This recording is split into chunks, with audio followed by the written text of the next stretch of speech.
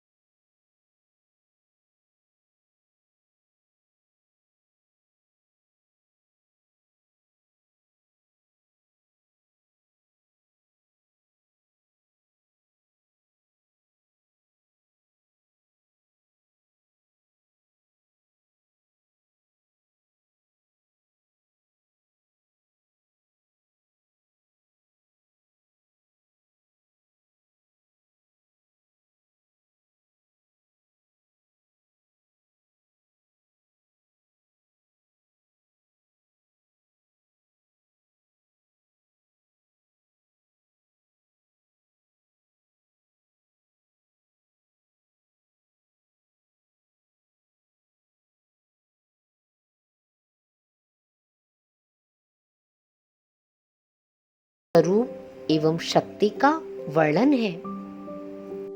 आकाश के जितने क्षेत्र में पुद्गल का सबसे छोटा टुकड़ा अर्थात परमाणु रहता है, उतने क्षेत्र को प्रदेश कहते हैं। इस प्रदेश में धर्म द्रव्य और अधर्म द्रव्य की एक एक अणु और पुद्गल के संख्यात, असंख्यात और अनंत अणु भी लोहे में प्रविष्ट आग के समान एक क्षेत्रावगाही होकर समा जाते हैं। इसीलिए प्रदेश को सभी द्रव्यों के अणुओं को स्थान देने योग्य कहा जाता है। 27वीं गाथा में प्रथम अधिकार समाप्त हुआ। गाथा 28 से द्वितीय अधिकार प्रारंभ हुआ। द्वितीय अधिकार में 7 तत्व एवं 9 पदार्थ के अधिकारों का वर्णन है। गाथा 28 में हमने जाना पुण्य, पाप, आश्रव, बंध, संवर, निर्जरा और मोक्ष, ये 7 पदार्थ भी जीव अजीव के ही विशेष भेद हैं। जीव और अजीव द्रव्य में 6 द्रव्य, 7 तत्व और 9 पदार्थ सम्मिलित हैं। गाथा 29 में आश्रव के 2 भेद, भावाश्रव और द्रव्याश्रव का वर्णन है।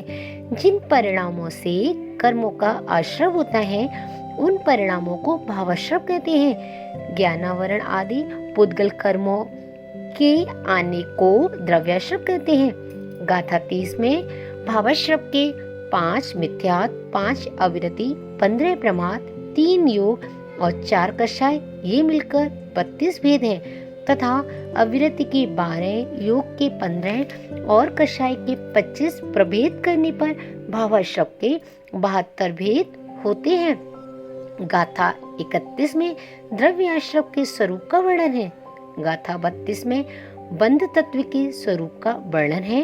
बंध भी 2 प्रकार का होता है, भावबंध और द्रव्यबंध। गाथा 33 में बंध तत्व के भेद और कारण का वर्णन है। बंध 4 प्रकार का होता है, प्रकृति, स्थिति, अनुभाग और प्रदेशबंध। गाथा 34 में संवर तत्व का वर्णन है।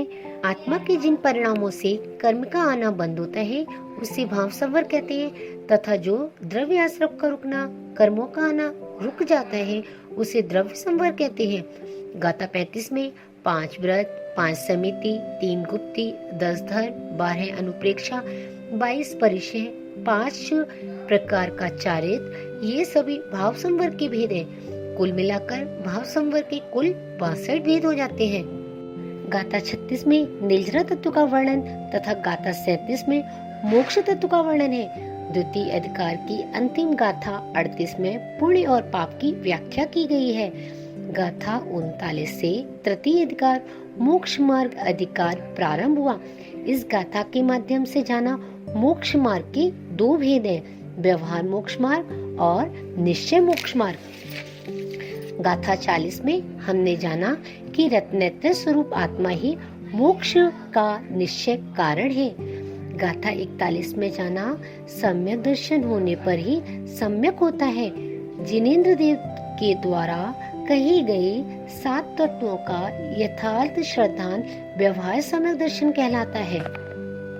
गाथा 42 में सम्यक ज्ञान का स्वरूप जाना। गाथा 43 में दर्शन का स्वरूप बताया गया है। गाथा 44 में दर्शन और ज्ञान के साहचर्य का वर्णन है। गाथा 45 में व्यवहार चारित्र का स्वरूप एवं भेद का वर्णन है। गाथा 46 में निश्चय चारित्र के स्वरूप का वर्णन है। गाथा 47 में ध्यान का अभ्यास कराने की प्रेरणा दी गई है। ध्यान करने से ही मुनियों को निश्चय और व्यवहार दोनों प्रकार के मोक्ष मार्ग की प्राप्ति होती है। इसीलिए आपको मोक्ष मार्ग की इच्छा है तो आप प्रयत्न पूर्वक ध्यान करने का अभ्यास कीजिए। गाथा 48 में ध्यान की एकाग्रता का उपाय बताया गया है। गाथा 49 में मंत्र पदों का जाप और ध्यान के विषय का वर्णन है।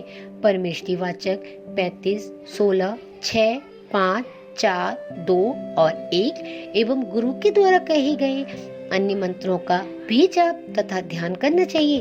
35 अक्षर का मंत्र नमोकार हो गया, मात्र इसकी जाप करते करते ही ध्यान हो जाता है। अरिहंत, सिद्ध, आयरी, उवज्झाय, साहू यह 16 अक्षर का मंत्र हो गया। ओम नमः शिदेव्या यह 6 अक्षर का मंत्र बन गया। ओम अरहम नमः यह 5 अक्षर का मंत्र। अस्याउसा 5 अक्षर का, अरहम या सिद्ध 2 अक्षर का और उसके बाद ओम यह 1 अक्षर का मंत्र कहलाता है। गाथा 50 में अरिहंत परमेष्टि के स्वरूप का वर्णन है। गाथा 51 में सिद्ध परमेष्टि का स्वरूप बताया गया है। गाथा 52 में आचार्य परमेष्टि के स्वरूप का वर्णन मिलता है। गाथा 53 में उपाध्याय परमेष्टि के स्वरूप का वर्णन किया गया है। गाथा 54 में साधु परमेष्टि के स्वरूप का वर्णन किया गया है, जो दिगंबर मुनि मोक्ष के कारणभूत शुद्ध निर्मल सम्यक दर्शन, सम्यक ज्ञान, सम्यक चारित्र की नित्य साधना करते हैं, उन्हें साधु परमेष्टि कहते हैं। गाथा 55 में साधु के निश्चय ध्यान की योग्यता का वर्णन किया गया है। गाथा 56 में मन, वचन और काय की चेष्टा को रोककर आत्मा को आत्मचिंतन में ही लगाना परम ध्यान कहलाता है। गाथा 57 में ध्यान के साधन तप, श्रुत और व्रत का वर्णन है। इस सत्र की अंतिम गाथा 58 को आचार्य सिद्धांत देव महाराज इस ग्रंथ को नम्रता के साथ पूर्ण कर रहे हैं। आइए हम सभी मुनिश्री की मंगलमय देशना में इस गाथा का श्रवण करते हैं। दव्व संगहमिणं मुनिनाः